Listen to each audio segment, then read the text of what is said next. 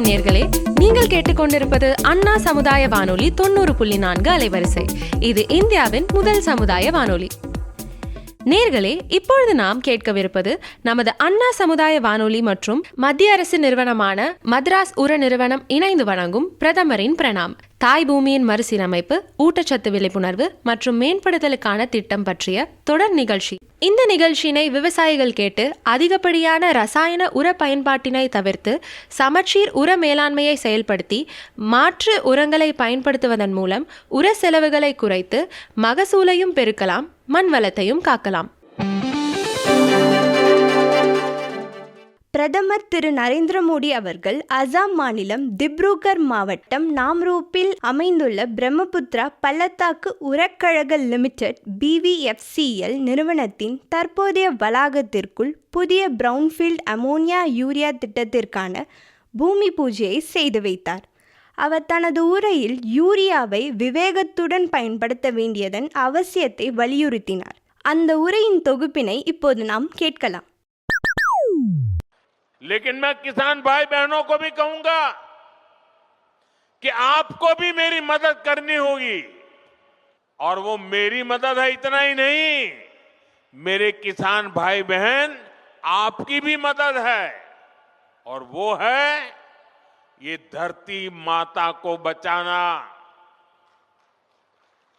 हम धरती माता को अगर नहीं बचाएंगे तो यूरिया की कितने ही थैले डाल दे, ये धरती मां हमें कुछ नहीं देगी.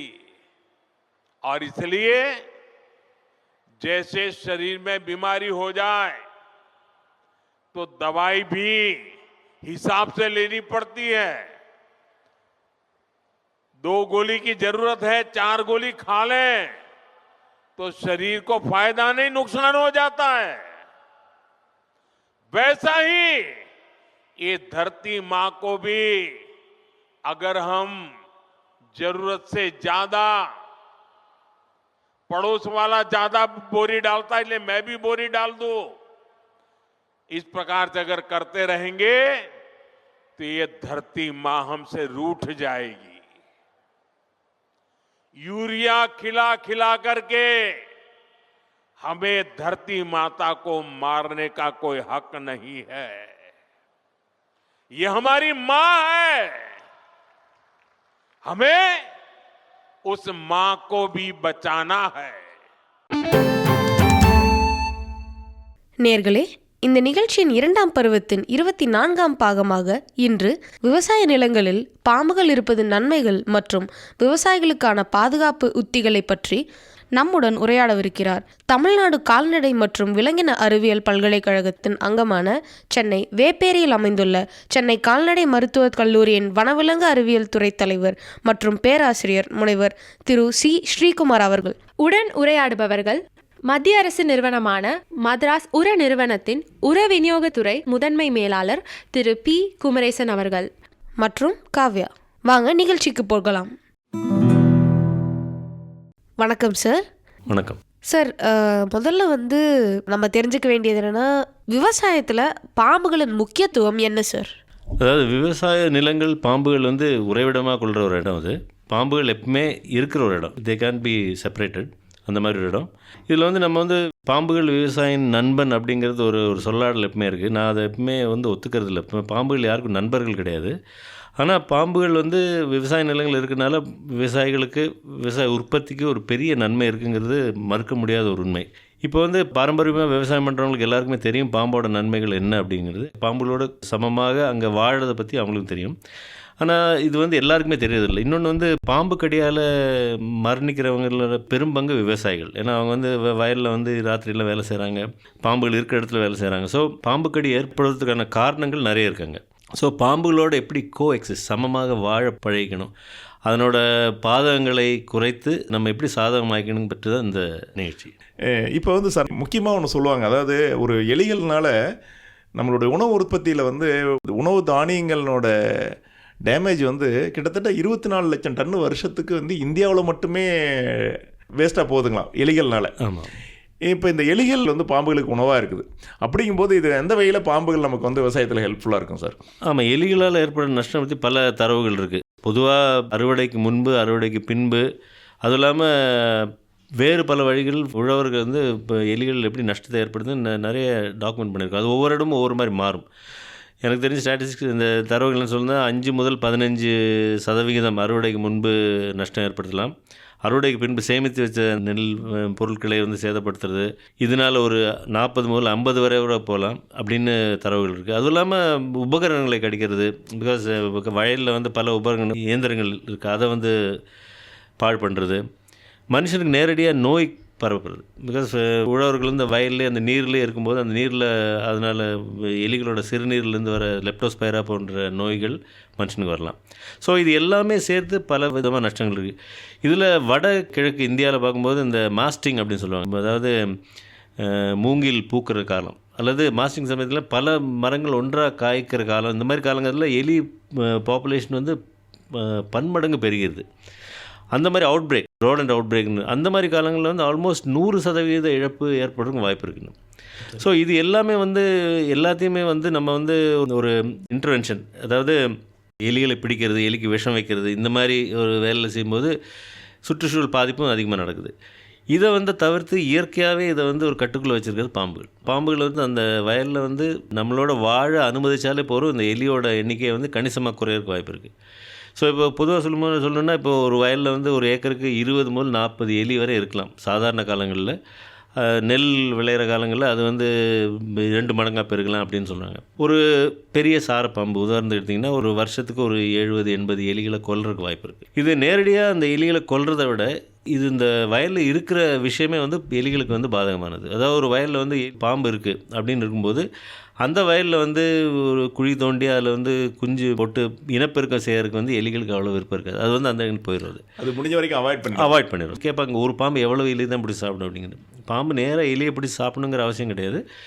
வயலில் பாம்பு இருந்தாலே போகிறோம், அதனோட நடமாட்டம் இருந்தாலே எலிகளோட இனப்பெருக்கம் வந்து கணிசமாக குறையுதுங்க ஸ்டாட்டிஸ்டிக்ஸ் இருக்குது. ஸோ அதனால் வந்து எல்லா வகையிலும் பார்க்கும்போது, அதுவும் இல்லாமல் பாம்பு இருக்கும்போது எலிகள் இந்த எந்திரங்களை கடிக்கிறது, எலிகள் எண்ணிக்கை குறையும் போது அதனால் பரவுற நோய்கள், உழவர்களுக்கு விவசாயிக்கு பரவுற நோய்களோட தாக்கம் குறையிறது எல்லாமே நடக்கும்.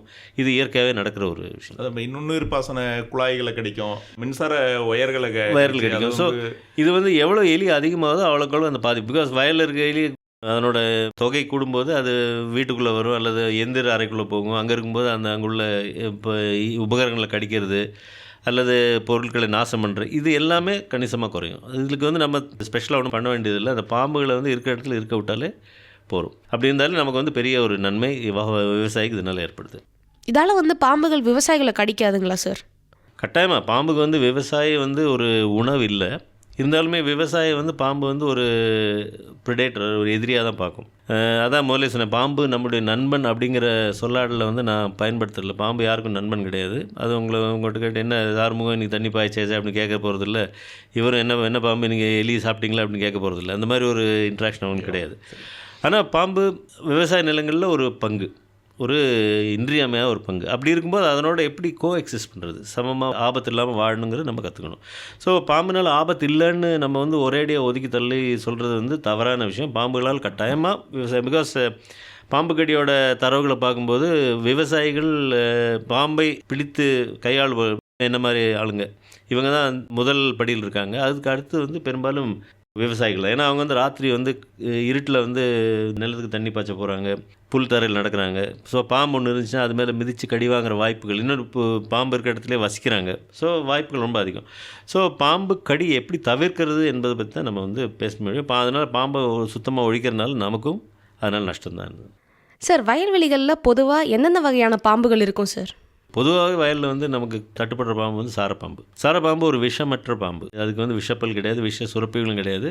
ஆனால் 10 to 12 அடி வரை வளரக்கூடிய ஒரு பெரிய பாம்பு. ஸோ விவசாயிகள் அடிக்கடி எதிர்கொள்கிற பாம்பு இந்த பாம்பு தான். பழக்கமுள்ள விவசாயிகள் வந்து இதை வந்து பெரிய பொருட்டாக எடுத்துக்கிறது இல்லை. அவங்களுக்கு தெரியும் அந்த பம்பு செட் பக்கத்தில் எப்பவுமே இருக்குது சார் அப்படின்னு போயிடுவாங்க. இது தவிர வேறு விஷமற்ற பாம்புகள் பச்சை பாம்புகள், பச்சை தாவரங்களுக்கு கூட இருக்கிற பச்சை பாம்புகள், அது இல்லாமல் கொம்பேரி மூக்கன் அப்படின்னு சொல்கிற பாம்பு, இதெல்லாமே வந்து மரத்தில் இருக்கிறது. இது எல்லாமே விஷமற்ற பாம்புகள், பின்பல் பாம்புகள். அதனால் எந்த ஆபத்தும் நமக்கு கிடையாது. இது தவிர உயிரிகளை சுருக்கி கொள்கிற பாம்பு போயிட்ஸ் அப்படிம்பாங்க, இந்த மண்ணுள்ளி பாம்புகள், இதுவும் அங்கே வந்து விஷமற்ற பாம்பு தான். அதுவும் வயல்வெளியில் சாதாரணமாக தென்படுற பாம்பு, எலிகளை வந்து கன்ஸ்ட்ரிக்ட் பண்ணி நெருக்கி கொள்கிற பாம்பு. அது தவிர வெள்ளிக்கோள் வரையன், இந்த மாதிரி பல விஷமற்ற பாம்புகள் எப்பவுமே அந்த இயந்திர அறைகள் இங்கே எல்லாமே இருக்கும். நமக்கு விஷமுள்ள பாம்புகளும் கட்டாயமாக வயல்வெளிகளில் இருக்கும். நம்ம தென்னிந்திய தமிழ்நாட்டு வயல்வெளியில் சாதாரணமாக காணப்படுற பாம்பு வந்து நாகப்பாம்பு, நல்ல பாம்பு அப்படிம்பாங்க, இல்லை இருவலை பாம்பு, இல்லை ஸ்பெக்டக்கிள் கோப்ரா, அது ஒரு கொடிய விஷப்பாம்பு. அது தவிர உங்களுக்கு வந்து கண்ணாடி விரியன், ரசல் வைப்பர் அப்படிங்கிற ஒரு வீரியன் பாம்பு, அதுவும் வந்து கொஞ்சம் வறண்ட பகுதிகளில் வந்து எப்பவுமே தட்டுப்படுற பாம்பு. விவசாயிகளுக்கு அதிகமான பாதிப்பு இந்த 2 பாம்புகளால் தான் ஏற்படுது. உதாரணத்துக்கு நெல் அறுக்க போகிறாங்க, உள்ள கை விட்டு அறுக்குறாங்க, அறுக்கும்போது அந்த பக்கம் பாம்பு இருந்துச்சுன்னா கடிக்க வாய்ப்பு நிறைய இருக்குது. புல்தரையில் நடந்து போகிறாங்க, அங்கே ஒரு பாம்பு நீங்கள் வரது தெரியாமல் படுத்துருக்கு, அது மேலே மிதிக்கும் போது கடிக்க வாய்ப்பு இருக்குது. இது தவிர எல்லா வயல்வெளியும் இருக்குது இன்னொரு பாம்பு வந்து கட்டு வரையன், அது கட்டு விரியன் அப்படின்னு தப்பாக சொல்லுவாங்க, அது கட்டு வரையன். அது ஒரு கொடிய விஷமுள்ள ஒரு இலாப்பிட் பாம்பு, அதாவது நாகப்பாம்போட சேர்ந்த ஒரு வகை. அது இருட்டில் தான் வெளியே வரும், ராத்திரி மட்டும் தான் வெளியே வரும். அதனால ராத்திரி வெளியே போகும்போது கடி வாங்குறதுக்குள்ள வாய்ப்பு நிறைய இருக்குது. அதனால் 4வது மேஜர் 4 பாம்பு, பிக் 4 பாம்புங்கிறது ரசல் வைப்பர், சுருட்டை பாம்பு. அதனோட பரவுதல் வந்து ரொம்ப கம்மி தான், பட் இருந்தாலும் அது வயல்வெளிகள் தென்படும், வறண்ட இடங்களில் தென்படும். அதனால் கடிப்பட்டாலும் உங்களுக்கு ஆபத்து ஏற்பட வாய்ப்பு இருக்குது. இந்த 4 மேஜர் முக்கியமான பாம்புகள் தான் நமக்கு வந்து ஆபத்தை ஏற்படுத்துகின்றன. ஸோ விஷயம் வந்து ஒரு வயல்வெளியில் இருக்கும்போது அவங்களுக்கு வந்து என்ன பாம்பு அங்கே இருக்குங்கிறது பெருவாக தெரியும். அவங்களே சொல்லுவாங்க, இப்போ அந்த வயல் பக்கம் போனீங்கன்னா அங்கே ஒரு பெரிய நாகப்பாம்பு எப்பவுமே தென்படும் அப்படின்னு. ஸோ அந்த மாதிரி தெரிஞ்சுக்கிற ஒரு அவேர்னஸ் முதல்ல க்ரியேட் பண்ணும். நம்ம வயலில் என்னெல்லாம் பாம்பு இருக்குங்கிறது உழவருக்கு கட்டாயம் தெரிஞ்சிருக்கணும். ரைட், நன்றி சார். இந்த பாம்பு கடியை தவிர்க்கிறதுக்கு விவசாயிகள் என்னென்ன வழிமுறைகளை சார் பின்பற்றணும்? அடிப்படை சில முறைகளை கையாண்டுனா பாம்போட கடியிலேருந்து அவங்க வெகுவாக குறைக்கலாம். விஷயம் வந்து ராத்திரி வெளியே போகிறது. ராத்திரி வெளியே போய் வயலில் வேலை செய்யக்கூடாதுன்னு சொல்ல முடியாது. ராத்திரி வந்து தண்ணி தெளிக்கிற பல வேலைகள் இருக்கும். அப்படி இருக்கும்போது எப்பவுமே நம்ம போகிற வயல்வெளியில் நமக்கு ஒரு பாதையை வந்து சரியாக அமைச்சிக்கிறது முதல்ல. இன்னொன்று என்ன சொல்லுவாங்கன்னா, இந்த தக்கையான குச்சி கையில் வச்சுக்கிறது, அதாவது மூங்கியில் எடுத்து 2ஆக கீறி கையில் வச்சுக்கிறது, எப்பவுமே வந்து வச்சுக்கிறது. அது தட்டிகிட்டே போகும்போது சத்தம் டக் டக்குன்னு கேட்குறது. சத்தம் கேட்கும்போது அந்த வழியில் இருக்கிற பாம்பு நீங்கள் வர்றதுக்கு ஒரு 10 மீட்டர் முன்னாடியே நீங்கள் வர்றது பாம்புக்கு தெரிஞ்சு வழி விட்டு விலைக்கு போகிறோம். காட்டு வழியில் வந்து நடந்து போகும்போது நீங்கள் ஒரு பாம்பை எதிர்கொள்கிற வாய்ப்பு ரொம்ப அதிகம். அது தவிர ஒரு சின்ன ஒரு ரோடு, அது எவ்வளோ பக்காவாக போட முடியுமா, லைக் இப்போ கல் ஒன்று போட்டு செதுக்கி வச்சு அந்த அதில் நடந்து போனீங்கன்னா, இதில் ஒரு விஷயம் என்னென்னா, அந்த கல்லை நீங்கள் நடக்கும்போது அந்த நீங்கள் ஏற்படுற அதிர்வு வந்து பாம்புக்கு தெரிஞ்சிடும், அது போயிடுவது. மெதுவான புல்வெளியில் நடக்கும்போது பாம்பு வந்து நீங்கள் வர்றது தெரியாமல் அவங்க அங்கேயே படுத்துருக்கும், நீங்கள் மிதிக்க வாய்ப்பு இருக்குது. So having a paved road, பாதை வந்து சுத்தமாக இருக்கும். சுத்தமாக இருக்குன்னா நீங்கள் நடக்கிற அதிர்வில் இருந்து அந்த பாம்பு விளையிடும். அப்புறம் அந்த மாதிரி பாதைகளில் வெளிச்சம் வைக்கிறது. நீங்கள் எப்பவுமே இந்த இதில் போய் தான் அந்த மோட்டர் ரூமில் போய் இல்லை சுவிட்ச் போடுறீங்கன்னா அந்த இடத்துல நீங்கள் போகிற வழியில் என்ன இருக்குதுன்னு பார்க்குற மாதிரி ஒரு 2 லைட் இருந்தால் நல்லது. இருட்டில் நீங்கள் போகிறத விட வெளிச்சம் போடுறது எப்பவுமே நல்லது. 2. 3வது காலணிகள் அணியிறது. இது வந்து சொன்னால் பெரும்பாலான உழவர்கள் பண்ணுறதில்ல. அவங்கள்ட்ட வந்து ஒரு ப்ரொடெக்டிவ் கியர், ஒரு கம் பூட் எதாவது போடணும், இதெல்லாம் எதுக்கு சார் அது அப்படின்றாங்க. பட் அது போடுறதுனால வெகு அதிகமான பாம்பு கடிகள் நம்ம குறைக்கலாம். நம்ம தெரியாமல் மேய்ச்சாலும் பாம்பு கடி வந்து ஏற்படாமல் குறைக்கிறதுக்கு அதில் வாய்ப்பு இருக்குது. ஸோ இது தவிர பாம்பு இருக்கிற வயல்வெளி பக்கத்துலேயே வீடு வச்சுருக்குது, 2 ஒட்டி இருக்கிறது வந்து பாம்புகளை வீட்டுக்குள்ளே வாவான்னு சொல்கிற மாதிரி ஒரு அழைப்பிதழ் கொடுக்குற மாதிரி. ஸோ வயலுக்கும் நீங்கள் தங்குற இடத்துக்கும் கொஞ்சமாவது ஒரு 10 அடி தூரமாவது வச்சுருக்க மாதிரி முடிஞ்சால். அப்புறம் அந்த 10 அடி தூரமும் தெளிவாக இருக்கணும், புல் புதர்கள் அண்டி இல்லாமல் என்ன இருக்குது, ஒரு பாம்பு உள்ளே வந்தாலும் பார்க்குற மாதிரி இருக்க மாதிரி நம்ம வீடை வச்சுக்கிறது ரொம்ப நல்லது. வீட்டை பொறுத்தவரை வீட்டை சுற்றி புதர்கள் இருந்துச்சுன்னா பாம்பு எளிதாக உள்ளே வரக்கு வாய்ப்பு இருக்கும். அது அந்த வீட்டில் வந்து புதர் இல்லாமல் தெளிவாக இருக்கணும். அதை சுற்றி லைட் இருக்கணும், பாம்பு வந்தால் கூட நமக்கு தெரிகிற மாதிரி லைட் இருக்கணும். அப்புறம் ஜன்னல்கள் பார்த்துல மரங்கள் கிளைகள் வந்து உள்ளே வராமல் இருக்கிறது. கிளை வழியாக பாம்பு வீட்டுக்குள்ளே வர வாய்ப்பு இருக்குது. ஸோ கொசுவலை அடிக்கிறது வந்து ஒரு நல்ல ஒரு முறை. கொசு மட்டும் இல்லாமல் பாம்பையும் பெரும்பாலும் ரீடைன் ஸ்னேக்ஸ் அவுட் சைடு உள்ளே வராமல் இப்போ தடுத்துக்குது. வயல்வெளியில் இருக்க வீட்டில் வந்து இந்த டோர் ஸ்ட்ரிப்ஸ் அப்படிம்பாங்க, இந்த கதவுக்கு கீழ்ப்பகுதியில் ஒட்டக்கூடிய ஒரு பட்டை மாதிரி, ஒரு ரிஜிட்டான பட்டை பல கடைகளில் கிடைக்கும். அதை கீழே ஒட்டிட்டிங்கன்னா கதவு மூடும்போது ஸ்னக்காக ஒரு மாதிரி இடுக்கு இல்லாமல் மூடுற வாய்ப்பு இருக்குது. ஸோ இதனால் பாம்பு வந்து இடுக்கு வழியாக உள்ளே வந்து வர்றதுக்குள்ள வாய்ப்பு ரொம்ப குறைஞ்சி போயிருவாங்க. இன்னொன்று வந்து ஒரு கண்டிஞ்சன்சி பிளான். இப்போ வந்து வயலில் இருக்கோம், இப்போ இது வந்து எல்லாருக்கும் சொல்கிறது, பாம்பு கடி ஏற்படக்கூடிய வாய்ப்பு இருக்கிற இடங்களில் அதிகமாக வாழ்கிறவங்க ஒரு பிளான் எப்பவும் வச்சுக்கணும். ஒரு ஆபத்து நடந்தால் என்ன பண்ணணும். அப்புறம் பாம்பு இருக்கிற இடத்துல தங்குறவங்க ராத்திரி தரையில் படுக்காமல் இருக்கிறது. இருட்டில் வீட்டுக்குள்ளே வர ஒரு கட்டுவரையன் வந்து குளிரில் வந்து உங்கள் உடம்பு வந்து ரொம்ப கதகதான அதுக்கு வேண்டிய வெப்பத்தை கொடுக்குது. ஸோ உங்கள் கூட வந்து படுத்துக்க வாய்ப்பு இருக்குது. இது வந்து நம்ம வந்து தரையில் படுக்கனால அந்த தேவையில்லாமல் பாம்பை நம்ம கூட அழைச்சிக்கிறோம். ஸோ பிறண்டு படுக்கும்போது அது மேலே கை கால் பட்டு கடி வாங்கக்கூடிய வாய்ப்பு நிறைய இருந்திருக்கு. இன்னொன்று, இது பொதுவாக நடக்கிறது தான். பட் வயல்வெளியில் வந்து தங்குறவங்க வந்து ஒரு நாய் அல்லது பூனையை வீட்டில் வச்சுக்கிறது எப்பவுமே நல்லது. இது எதுக்குன்னா, நாய் வந்து நம்ம பாம்பை பார்க்குறதுக்கு முன்னே அது எப்பவுமே பார்த்துரும். அது இப்போ நாய் பூனை இல்லாட்டி கினி கோழி வந்து இன்னொரு பறவை நீங்கள் வச்சுக்கிறது. கினி கோழி வந்து அது வந்து பாம்பு இருந்துச்சுன்னா உடனே சத்தம் போட்டு உங்களுக்கு தெரியப்படுத்திடும். இது மாதிரி விஷயம். ரெண்டாவது, இந்த இயந்திர அறைகளில் வந்து எப்பவுமே வந்து இடுக்காக இருக்கும், பல விஷயங்கள், பல உபகரணங்கள் இருக்கும். இதுக்கிடையில் பாம்பு இருக்கிற வாய்ப்பு எப்பவுமே இருக்குது. ஸோ ஒரு அடிப்படையான ஒரு அட்வைஸ் என்னென்னா, அந்த பக்கம் என்ன இருக்குன்னு தெரியாத ஒரு பொந்துக்குள்ளே கைவிடக்கூடாது. ஏன்னா பாம்பு உள்ளே இருக்கும். இதில் வந்து பாம்பு கடியில் 2 வகை இருக்குது. ஒன்று வந்து தூண்டப்பட்ட கடி. அதாவது நீங்கள் நடந்து வரீங்க, உங்களை பார்த்து பாம்பு பயந்து உங்களை கடிக்கிறது. உங்களை வந்து அது கொல்றதுக்குள்ள எண்ணம் அது கிடையாது. உங்களை எப்படியே பயமுறுத்துகிற எண்ணம் தான். அப்படி இருக்கும்போது விஷம் கம்மியாக தான் போகும். இன்னொன்று வந்து விஷக்கடின்னு இருக்குது. விஷக்கடின்னா பாம்பு வந்து அதனோட ப்ரே அனிமல்ஸ், லைக் அதனோட உணவை வந்து கடிக்கிறது. அது கொல்கிற எண்ணத்தோடு கடிக்கிறது. ஸோ மனுஷனை கொல்கிற எண்ணத்தோடு பெரும்பாலும் பாம்பு கடிக்கிறது கிடையாது. ஏன்னா நீங்கள் இவ்வளோ பெரிய உருவம் வரும்போது நீங்கள் உணவுலாம் தெரியும், பயத்தில் கடிக்கிறது தான். அந்த விஷயம் வந்து ரொம்ப பொதுவாக அவ்வளவு அதிகமாக இருக்காது. ஆனால் ஒரு பாம்பு ஒரு எலியை கடிக்கும்போது அதை கொல்லும் எண்ணத்தில் கடிக்கிறது. அந்த விஷ பகிர்வு வந்து ரொம்ப அதிகமாக இருக்கும். நம்ம எப்போ அந்த மாதிரி கடி வாங்குறோன்னா, இந்த தெரியாத இடுக்கான இடத்துல விரலை விடுறது. உதாரணத்துக்கு பறன் மேலே என்ன இருக்குன்னு கையை வச்சு தடவுறோம். பாம்பு நம்மளை பார்க்குறது நம்ம விரலை மட்டும் பார்க்கணும். சின்ன ஒரு உயிரி ஓடுற மாதிரி பார்க்கும்போது ஒரு எலியோ நினச்சி கடிக்கும்போது அந்த மாதிரி கடி இன்னும் ஆபத்து. அதனால் கண்ணு தெரியாத ஓட்டைகள், பொந்துகள், இடுக்குகளுக்குள்ளே கையோ காலோ விடுறதை எப்பவுமே நம்ம தவிர்த்துக்கணும். நம்ம இன்னொன்று, பொருட்கள் அடுக்கிறது. இப்போ விவசாயனாலே பைப்பு, குழாய்கள், சாமான்கள் வந்து இதை வந்து குவியலாக போடுறது வந்து பாம்பை வந்து வாடகைக்கு வாங்கன்னு கூப்பிட்ற மாதிரி.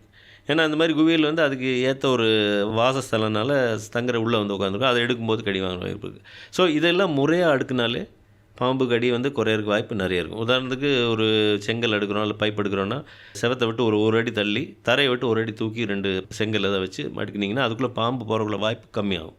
மூணாவது, இது எடுக்கும்போது எப்போவுமே ஒரு கவனத்தோடு எடுக்கணும். ஒரு செங்கல் அடுக்கி அல்லது மரக்கட்டை அடுக்கி அல்லது குழாய் அடுக்கி ஒரு 3 மாதம் ஆச்சு, 4 மாதம் ஆச்சு, இப்போ குழாய் எடுக்க போகிறோன்னா ஒரு விவசாயிக்கு எப்பவுமே அந்த உணர்வு இருக்குன்னா அதுக்குள்ளே பாம்பு இருக்கலான்னு நேராக போய் கைவிடாமல் முதல்ல 2 பக்கம் தட்டி பொறுமையாக கொஞ்சம் எடுத்து பார்த்துட்டு அப்புறம் எடுத்துன்னா இந்த பாம்பு கடி குறைக்கலாம். மூணாவது, கையுறைகள்.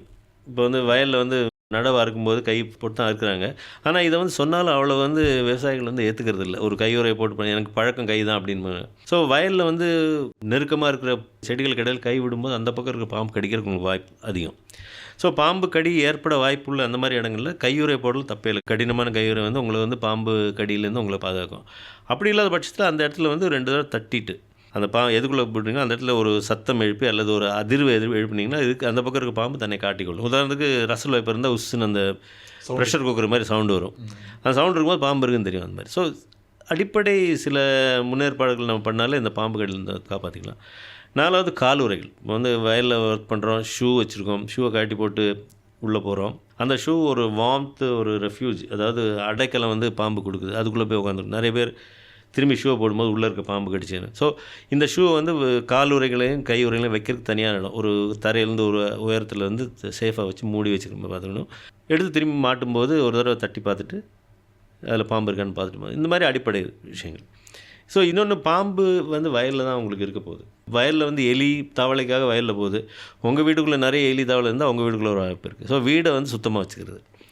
இன்னொன்று, பாம்பு அங்கே இருக்கிறக்குள்ள வயலில் வாழறதுக்குள்ள சூழ்நிலைகள் நம்ம முக்கியமாக இது பண்ணுவோம். லைக் ஹார்ஷ் கெமிக்கல்ஸ், விஷம் வைக்கிறது. ஒரு எலிக்கு விஷம் வச்சா கூட ஒரு 10 எலி செஞ்சா அந்த எலியை சாப்பிட்டு பாம்பு சாப்பிட்ற வாய்ப்பு இருக்குது. கடினமான ரசாயனங்களை உரமாக போடும்போது பாம்புகளுக்கு வந்து அவ்வளோ அது வந்து ரசிக்கிறது. ஸோ ஆர்கானிக் ஃபார்மிங் பண்ண முடிஞ்சால் பண்ணுறது. எப்படின்னா நம்ம வந்து ரசாயனம் தவிர்க்க முடியாது, ஆனால் எவ்வளோ குறைச்சிக்கணுமோ அவ்வளோ குறைச்சிக்கலாம். இதெல்லாம் பொதுவாக பண்ணோன்னா பாம்புகள் கடி வாங்காமல் இருக்கிறக்குள்ள வழிமுறைகள் நம்ம பின்பற்றலாம். ரொம்ப சிறப்பாக சொன்னீங்க சார். பாம்புகள்னால விவசாயிகளுக்கு ஏற்படும் நன்மைகள் என்னென்ன சார்? முதற்கண் நன்மை வந்து எலியோட தொகையை வந்து குறையிறது தான். ஒரு வயல்லேருந்து பாம்பை எப்படி விளக்க முடியாது, அது மாதிரி எலியும் விளக்க முடியாது. 100% எல்லா எலியும் நம்ம வந்து அழிச்சாச்சு சொல்ல முடியாது. ஆனால் எலியோட எண்ணிக்கை குறைஞ்சாலே நமக்கு வந்து உற்பத்தி, நோய் கிளர்ச்சி, அப்புறம் உபகரண சேதம், இது எல்லாமே குறையும். ஸோ ஒரு பாம்பு, பெரும்பாலான இந்த பாம்பு லைக் சாரை பாம்பு, நாகப்பாம்பு, கண்ணாடி விரன், இது எல்லாத்துக்குமே முக்கியமான இரை வந்து இந்த சிறு பாலூட்டிகள், லைக் எலி போன்ற சிறு பாலூட்டிகள். ஸோ ஒரு வயலில் வந்து எலி இருக்கும்போது அது வந்து அதுக்கு ரொம்ப விரும்பிய ஒரு உணவாக இருந்தது.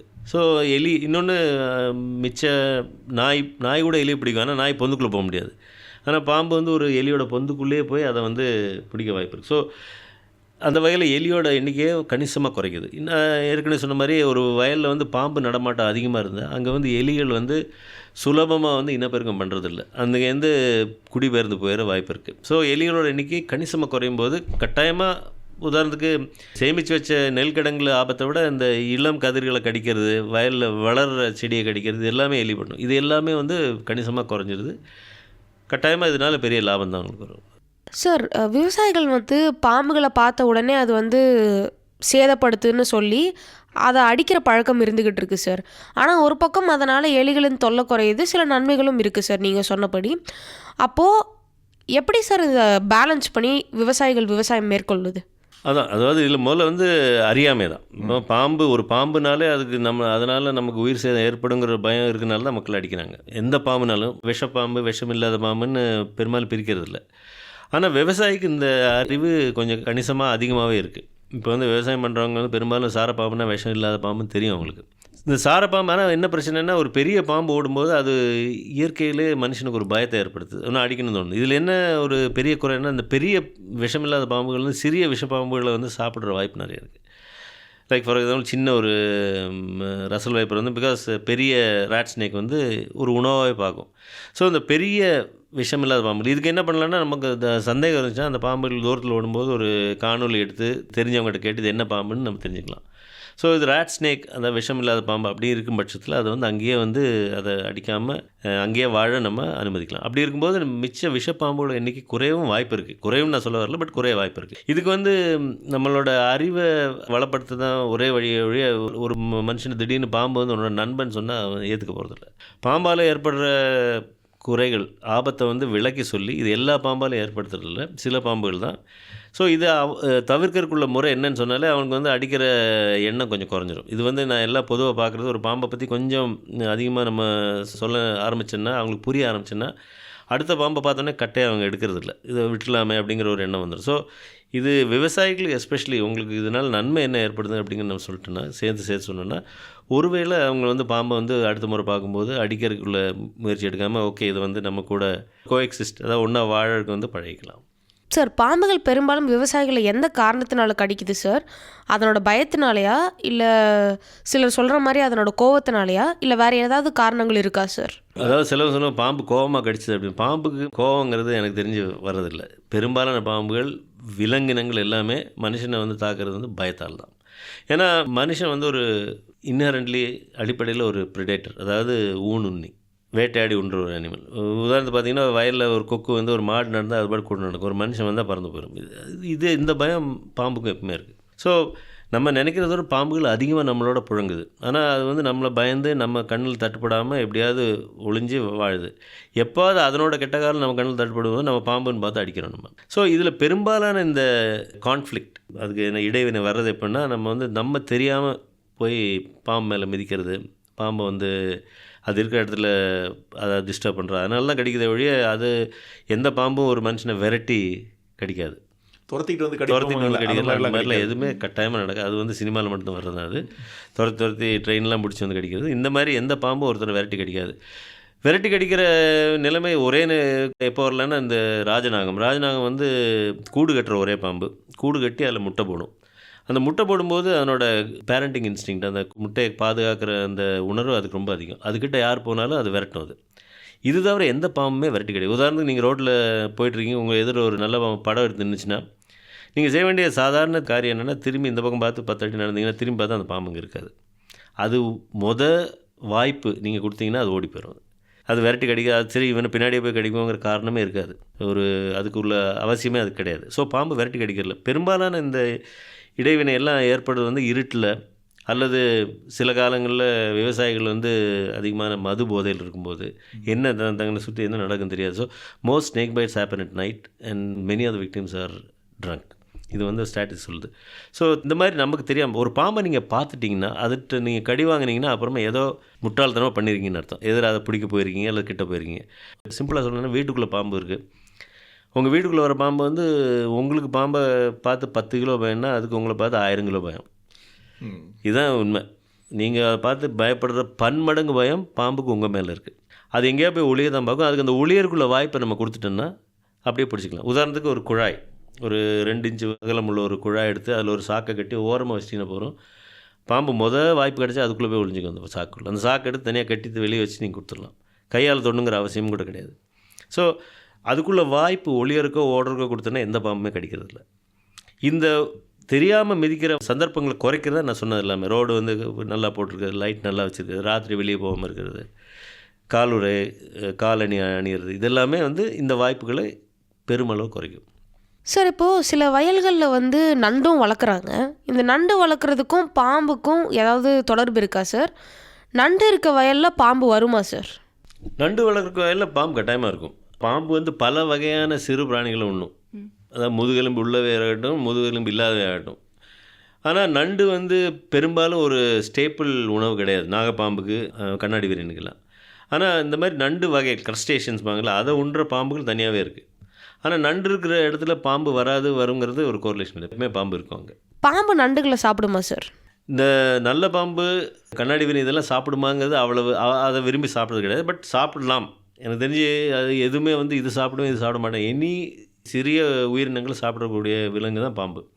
ஆனால் பெரும்பாலும் நல்ல பாம்பு கண்ணாடி வீரன் எல்லாமே முதுகெலும்புள்ள சிறு பிராணிகள், லைக் சின்ன பறவைகள், சின்ன பாலூட்டிகள், அணில், எலி, இந்த மாதிரி விலங்குகள் தான் விரும்பி சாப்பிடும்.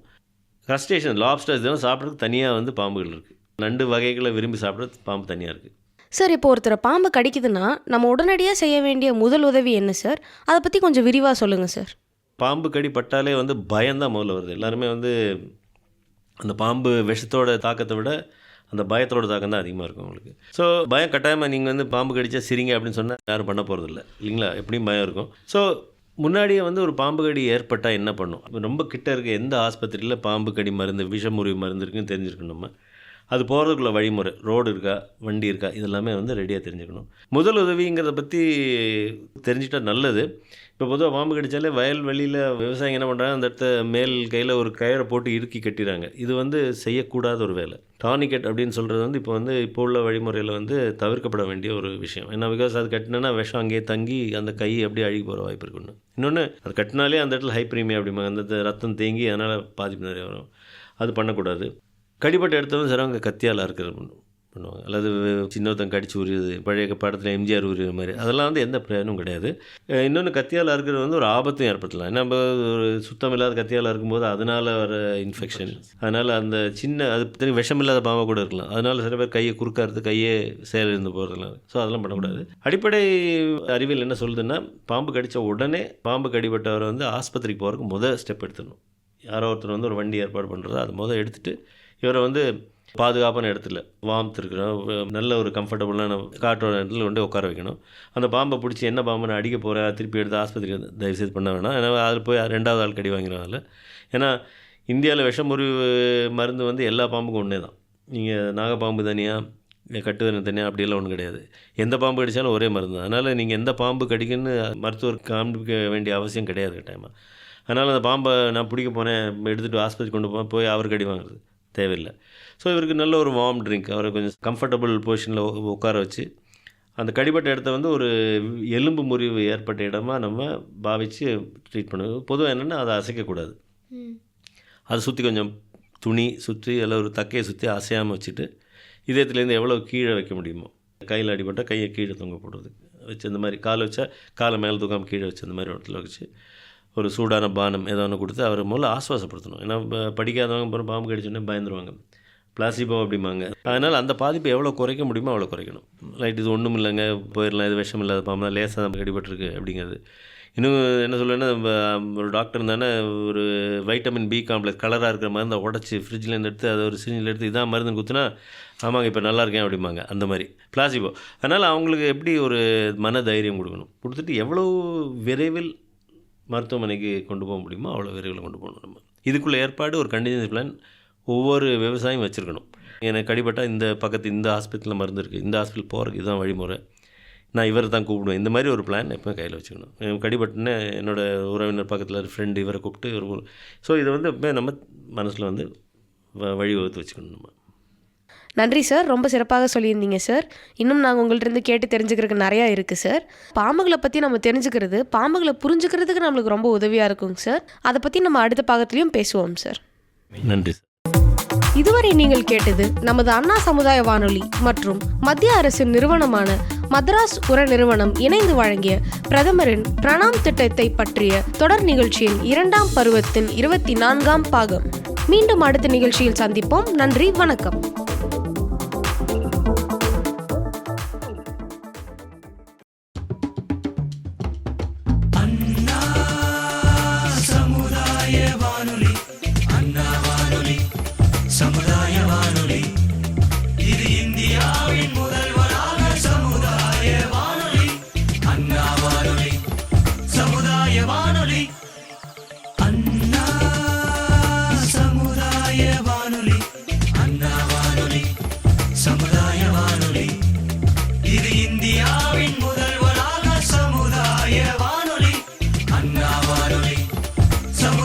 வானொலி 90.4 மெகாஹெர்ட்ஸில் உங்கள் அண்ணா சமுதாய வானொலி. புதிய சமுதாயம் படைப்போம்.